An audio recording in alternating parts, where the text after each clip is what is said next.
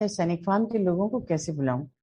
फिर मुझे लगा कि जितने भी जिनके थ्रू हमने घर लिया उनको पूछती हूँ कि यहाँ पे तो क्लब भी है, तब तक हम क्लब के भी मेंबर नहीं बने थे। तो मैं क्लब वालों को बोलती हूँ अपनी लिस्ट दे दीजिए मेंबर्स की।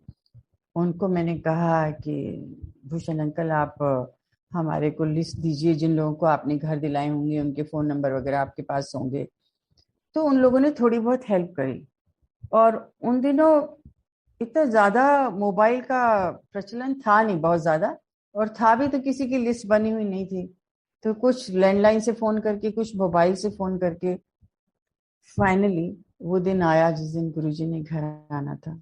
आप सोच नहीं सकते कि मैं कितना अंदर से कांप रही थी कि पता नहीं मैंने क्या गलत किया, क्या सही किया, गुरुजी खुश होंगे कि नहीं होंगे। क्योंकि अ, जिनको आप मानते हैं कि वो आपकी सब कुछ हैं, आप चाहते हैं कि आप अपना बेस्ट करें ताकि वो बहुत खुश होकर जाएं और आपको बहुत ब्लेसिंग्स देकर जाएं। मैंने अपने कुछ फ्रेंड्स को भी बुलाया हुआ था। और गुरुजी जब आए तो उनके साथ मंदिर के 10-12 लोग थे। हम बाहर गार्डन में खड़े हुए थे। और मुझे तो बिल्कुल समझ नहीं थी, हमने तो कोई कैमरे वगैरह का किसी का इंतजाम नहीं किया। पर मुझे कोई अफसोस नहीं है उस बात का, क्योंकि मुझे लगता है गुरुजी तो दिल में है, जरूरी थोड़ी है। अदरवाइज तो गुरुजी की इतनी ज्यादा सब जगह आपको वो दिखती है। बाकी हम कैमरे में नहीं ले पाए तो कोई बात नहीं। गुरुजी गार्डन में खड़े हैं, बात कर रहे हैं रोमा आंटी से और सुधा आंटी से। और हाथ मेरी तरफ कर लिया और मैं दिया लेके खड़ी थी। दिए के साथ बहुत सारे फूल थे, टीका था। और गुरुजी ने हाथ मेरी तरफ किया तो मुझे समझ नहीं आया कि मैं इस हाथ में क्या रखूं। तो मैंने फूल उठाया थाली से और गुरुजी के हाथ में दे दिया।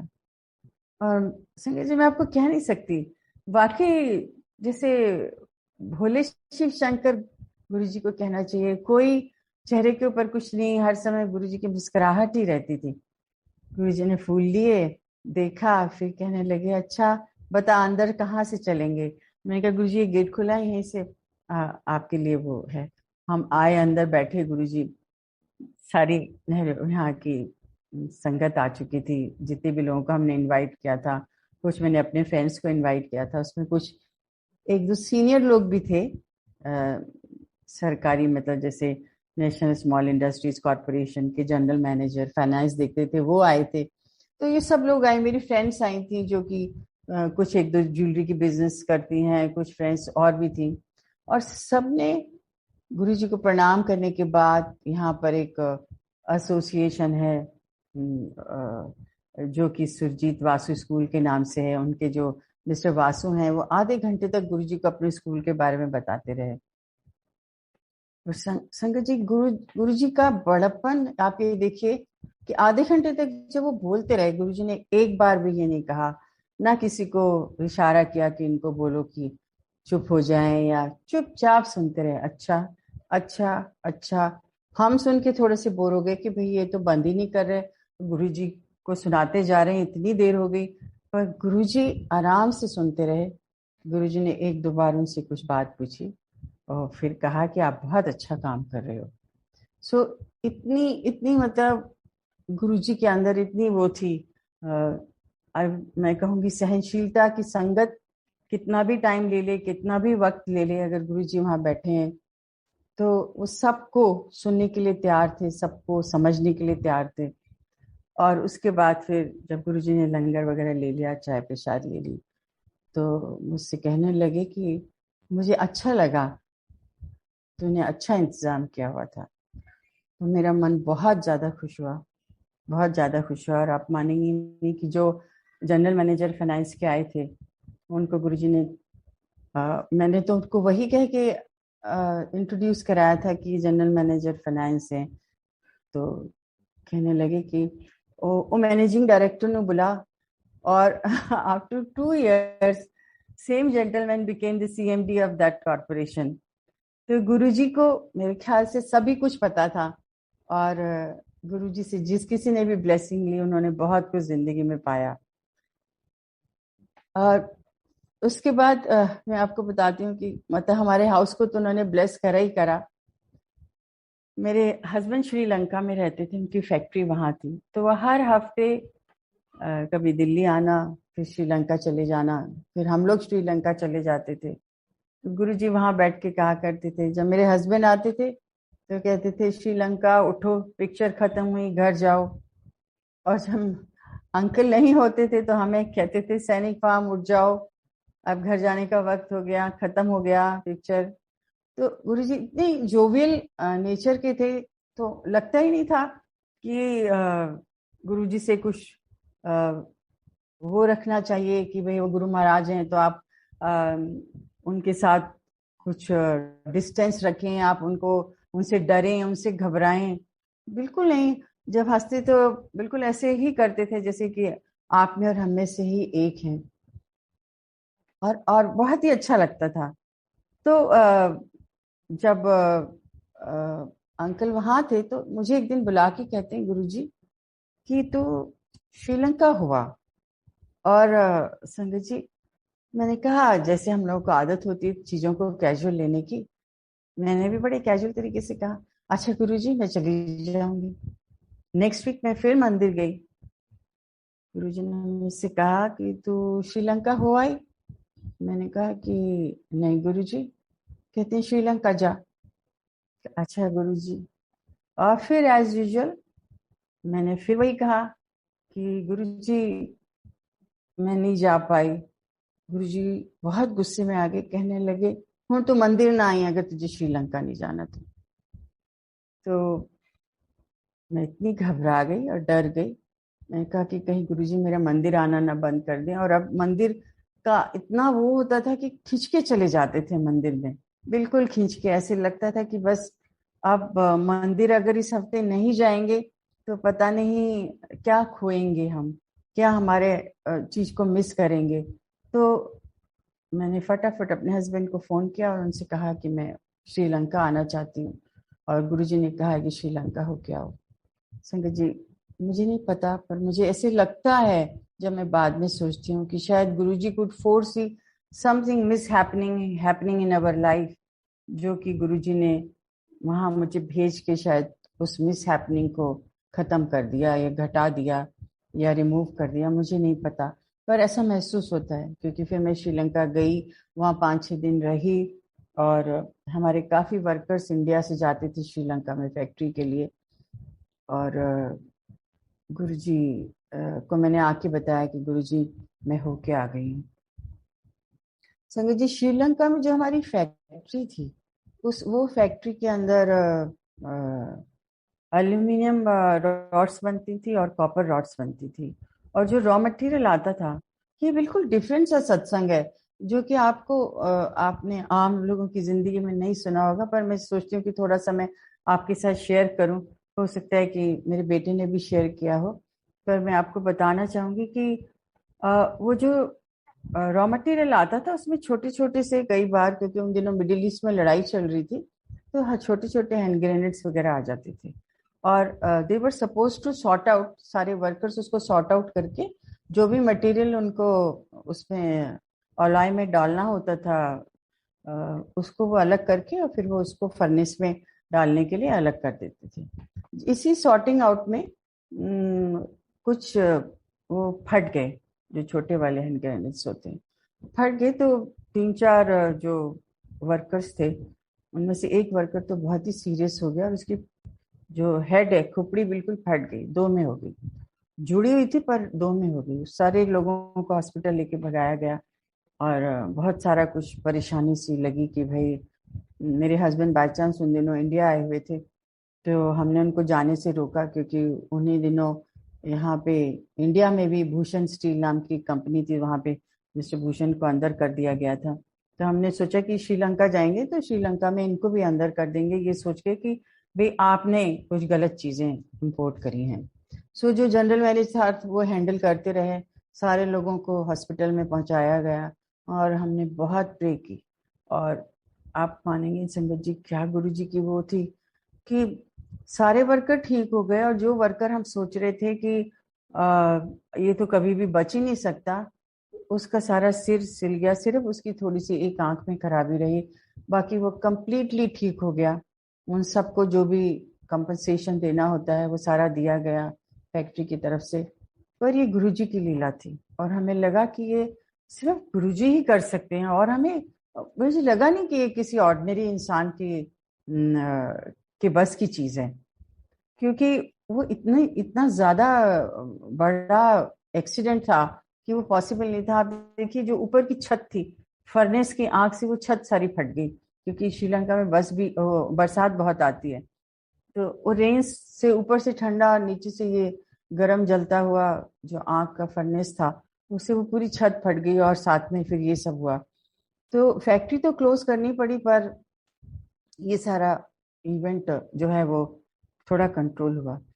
अब जब फैक्ट्री क्लोज हुई तो इतना सारा वहां स्टॉक पड़ा था, इतना सारा रॉ मटेरियल था कि मेरे हस्बैंड थोड़े से परेशान रहने लगे। और वो आए यहाँ पर, और 2-3 बार हम मंदिर गए मेरे साथ, जो कि पहले इतना नहीं जाते थे। और मुझे नहीं मालूम, पर गुरुजी को बस मैंने इतना ही कहा, गुरुजी की बहुत परेशानी है, और कुछ नहीं कहा। गुरुजी ने कहा सब ठीक है, और कोई भी बात गुरुजी के साथ शेयर नहीं की। मेरे हस्बैंड आए 2-3 बार, वापिस श्रीलंका चले गए। जो इंश्योरेंस के पैसे थे, जब क्लेम करने के लिए गए तो वो डिनाई कर दिया गया कि ये नहीं हो सकता। और मेरे हस्बैंड जो कि जिन्होंने वर्ल्ड ट्रेड सेंटर के अंदर ऑफिसेस खोले हुए थे अपने पार्टनर के साथ, वो सारे ऑफिसेस को बंद करना पड़ा, बिकॉज सिचुएशन ऐसी हो गई थी कि इंडिया और श्रीलंका की भी बायलैटरल एग्रीमेंट्स खत्म हो चुके थे। तो जो बिजनेस से बेनिफिट होता था यहाँ, जो एक्सपोर्ट किया जाता था इंडिया में और श्रीलंका में मैन्युफैक्चर होता था, वो सारे भी धीरे धीरे कम हो चुके थे। और साथ में ये जब दुर्घटना घटी तो मेरे हस्बैंड ने सोचा कि देयर इज नो पॉइंट कि इस बिजनेस को श्रीलंका में कंटिन्यू किया जाए, और ये हम इंडिया में ही ट्रांसफर कर देंगे।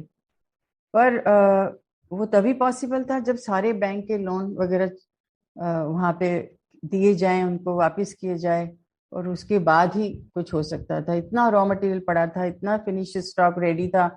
और जब इंश्योरेंस के लिए गए तो इंश्योरेंस ने बिल्कुल मना कर दिया। काफी चक्कर लगाने के बाद मेरे हस्बैंड बड़े हैसल्ड हुए, और यू विल नॉट बिलीव, 15 दिन बाद जब वापस श्रीलंका गए हैं तो एक इंश्योरेंस का बंदा उनको बैंक में ऊपर नीचे चढ़ता मिल गया। कहने लगे कि अग्रवाल साहब आप आइए, मैं देखता हूँ आपकी फाइल को एक बार। उसने फाइल देखी और कहा कि जी आपकी फाइल में कोई प्रॉब्लम नहीं है, आपका सब कुछ थ्रू हो जाएगा। और संकेत जी आप बिलीव नहीं करोगे, वो ऐसे हुआ कि इंश्योरेंस के पैसे मिले, जो स्टॉक था उसके लिए पता नहीं गुरुजी ने कैसे डायरेक्शन दिया, मुझे दिया, मेरे हस्बैंड को दिया। वी टॉक टू समबडी, उन्होंने बोला कि जी मैं पूरा स्टॉक लेने के लिए तैयार हूँ। सारा स्टॉक उनको इंडिया में एक्सपोर्ट कर दिया गया, और उन्होंने ही कहा कि आप रॉ मटेरियल भी मुझे को भेज दीजिए। तो वो सारा रॉ मटेरियल भी उनको भेज दिया गया। संजय जी इतनी बड़ी कहानी है, और मैं आपको बहुत शॉर्ट में सुना रही हूँ, क्योंकि जो तकलीफें उन दिनों हमारे परिवार ने और मेरे हस्बैंड ने फेस करी, हमें लगा था पता नहीं हम कैसे निकल पाएंगे इससे, क्योंकि ये बहुत बड़ा एक शौक था सबके लिए। परंतु गुरुजी ने ऐसे करा, ऐसे लगा जैसे किसी ने वन आफ्टर द अदर चीजों को सेट किया हुआ है। एक चीज ठीक हो रही है, फिर दूसरी ठीक हो रही है, फिर तीसरी ठीक हो रही है, फिर फोर्थ ठीक हो रही है। ऐसे लगा जैसे somebody has aligned everything to get it all right। तो वो धीरे धीरे विद इन अ मंथ और टू एक न्यू अकाउंट मेरे हस्बैंड ने खोल लिया वहां पर, ताकि जो भी स्टॉक वो बेच रहे हैं उसके जो पैसे आए वो फिर उस बैंक से निकाल के दूसरे बैंक में दे दिए जाए, और जो एक्सपोर्ट करने के लिए एक्सपेंसेस हैं वो भी सारे मीट हो सके। So it was a very very मतलब ऐसे केयरफुली प्लान जैसे किसी ने किया हो ना, उस तरह से था। आप सोच सकते हैं कि जब फैक्ट्री बंद होती है, जितने भी अंकल हैं जो लोग बिजनेस में हैं वो इस बात को बहुत अच्छे से समझते हैं, तो कभी भी एक बंद होती हुई फैक्ट्री कभी आपको प्रॉफिट्स नहीं दे सकती, हमेशा लॉसेस में ही जाते हैं हम लोग। पर गुरुजी की ऐसी कृपा रही कि जब श्रीलंका की फैक्ट्री बंद की तो हमें हल्का सा भी लॉस नहीं हुआ। सारे बैंक के पैसे आराम से लौटा दिए गए, सारा रॉ मटेरियल बिक गया, सारा स्टॉक बिक गया। और संजय जी ये सिर्फ गुरुजी की कृपा है और किसी की कृपा नहीं है। सिर्फ ये गुरुजी का चमत्कार है, चमत्कार कहूंगी, या ये गुरुजी के हमारे कुछ जो कर्म थे, गुरुजी ने उनको भी काट दिए, उनको अच्छा कर दिया और हमको उस दरिया में जो हम बहने वाले थे उस दरिया से हमें किनारे पर ले आए।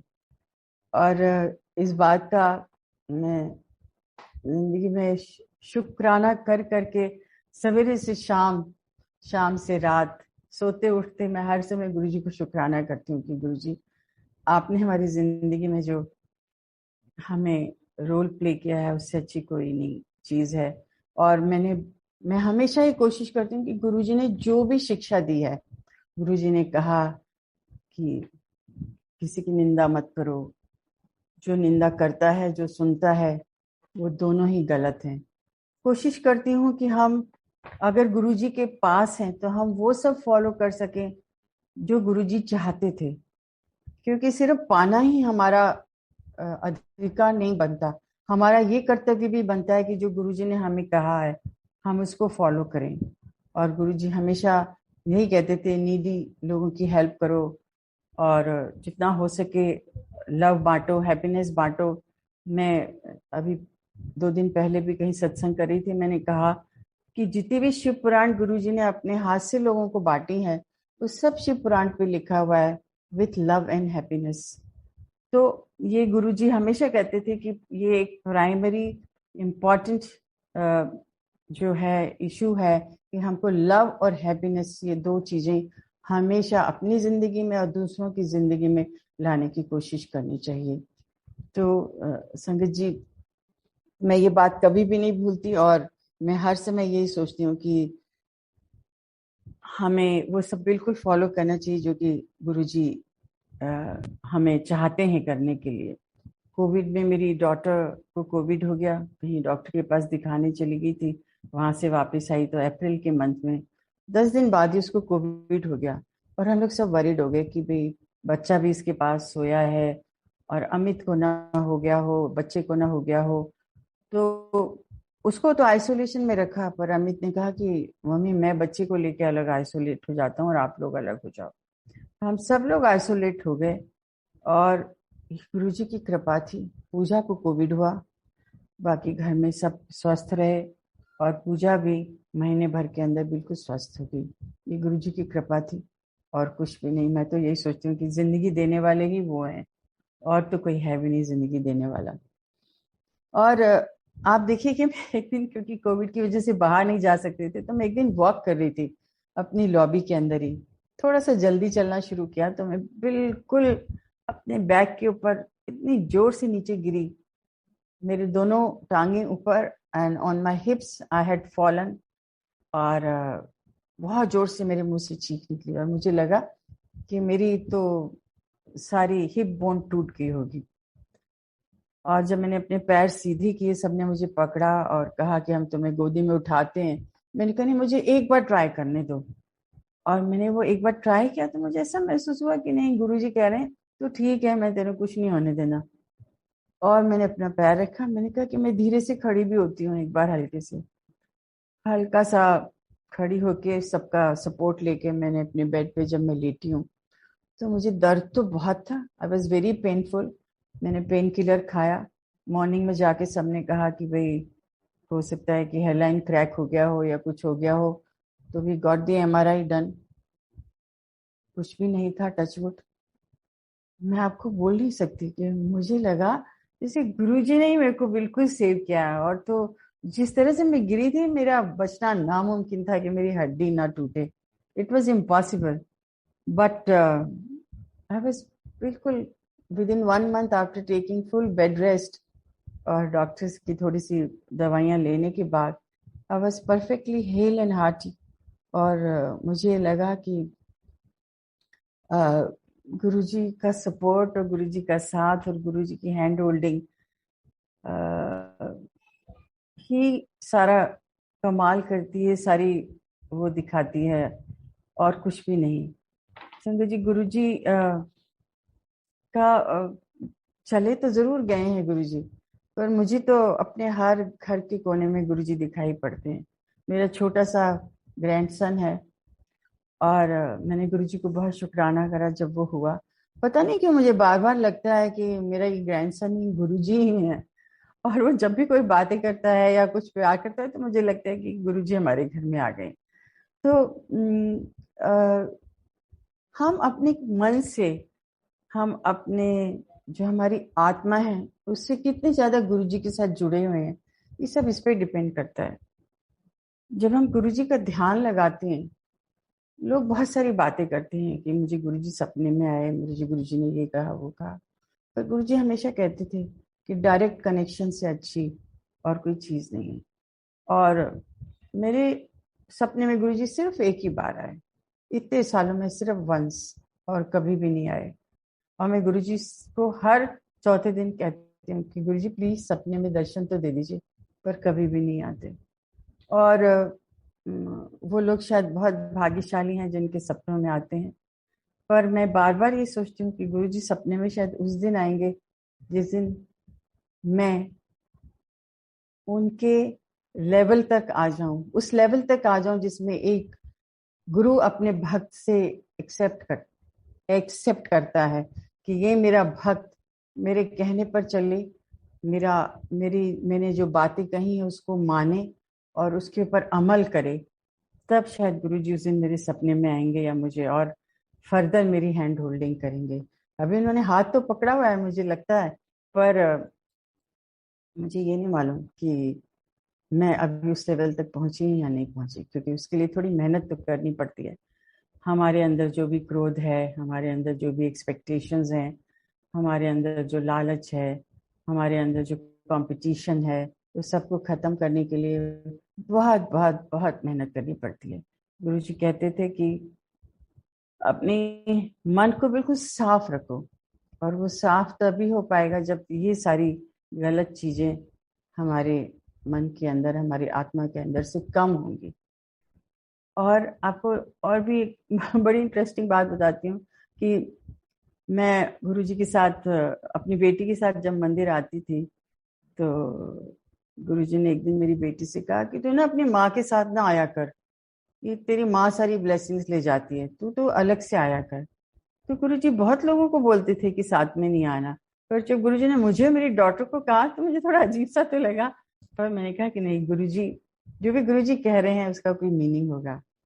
तो उसके बाद से वो, जब भी उसको जाना होता था वो किसी और के साथ चली जाती थी, मेरे साथ नहीं जाती थी। ऐसी छोटी छोटी बहुत सारी बातें हैं गुरुजी की जो कभी कभी ध्यान में आती रहती हैं। और कई बार ऐसा लगता है कि अ, हम गुरुजी का बखान तो वाकई बहुत करते हैं, पर हमको गुरुजी के करीब आने के लिए गुरुजी की जो एक अपने भक्त से एक उम्मीद होती है, अपने शिष्य से जो एक उम्मीद होती है कि वो शिष्य मेरे सोच के ऊपर खरा उतरे, उसके ऊपर हमें वर्क करने की बहुत ज्यादा जरूरत है, बहुत ही ज्यादा जरूरत है। और मैं ये सोचती हूँ कि उसको उसको पाना, उसको करना एक दिन का काम नहीं है, ये कंटिन्यूअस प्रोसेस है। और हर समय दिमाग में हम जो भी कुछ बोलें, हम उसके ऊपर प्रति माइंडफुल रहें कि हम क्या सोच रहे हैं, सही सोच रहे हैं, हमारी सोच में कोई गलत नहीं है, किसी के प्रति गलत नहीं सोच रहे, हमें अपने प्रति कोई घमंड नहीं है कि ओह मैं तो बहुत बड़ी चीज हूँ, क्योंकि कोई भी बड़ी चीज नहीं है। हर इंसान यहाँ पे बाद में मिट्टी ही हो जाता है। तो गुरुजी हमेशा कहते थे घमंड ना किया कर किसी भी चीज के ऊपर, किसी भी चीज के ऊपर चुगलखोरी मत किया करो। तो संगत जी, मैंने तो जिंदगी में ही अपना लिया है कि किसी चीज से मतलब नहीं है, अपना आराम से रहो, खुश रहो, मस्ती से रहो, गुरुजी की ब्लेसिंग्स के अंदर रहो। दुनिया में क्या हो रहा है और क्या नहीं हो रहा उससे बहुत ज्यादा कंसर्न मत रखो, बिकॉज गुरुजी के पास पहुंचने का कुछ तो शॉर्टकट ढूंढना ही पड़ेगा। अदरवाइज हम गुरुजी के कहीं भी करीब नहीं आ पाएंगे। तो बहुत अच्छा लगा संजय जी आप सब लोगों के साथ बात करके। और मेरी बहुत बहुत आप सभी को इतनी शुभकामनाएं हैं कि गुरुजी आपको भर भर के ब्लेसिंग्स दे और भर भर के आपकी सारी इच्छाओं को पूरी करें। हमारे जो गलत कर्म है, हमारे गुरुजी कहते थे हमेशा, तुम 2 कदम चलो मैं 10 कदम तुम्हारे साथ हूँ। तो हमें कोशिश करनी चाहिए कि हम अपने कर्मों को जितना ज्यादा हो उसे अच्छा कर सकें, जो हमने पुराना किया है वो तो हमें पता नहीं, परंतु जो हम अब कर रहे हैं वो तो हमारे कंट्रोल में है। उसको तो हम ठीक कर सकते हैं, उसको हम अपने आगे के लिए जो हमारे डिपॉजिट्स हैं वो हम बेहतर कर सकते हैं। तो संगत जी, मैं यही चाहती हूँ कि आप सभी को बहुत बहुत आपकी सबकी मनोकामनाएं पूर्ण हो, आप सबके मन की इच्छाएं पूर्ण हो, और आपके सबके घरों में बहुत खुशहाली हो, और बहुत ही गुरु जी की ब्लेसिंग्स जय बरसें। गुरु जी, शुक्राना गुरु जी। गुरु जी इसी तरह से सभी संगत परिवार पर, हम सब पर अपनी कृपा दृष्टि बनाए रखें।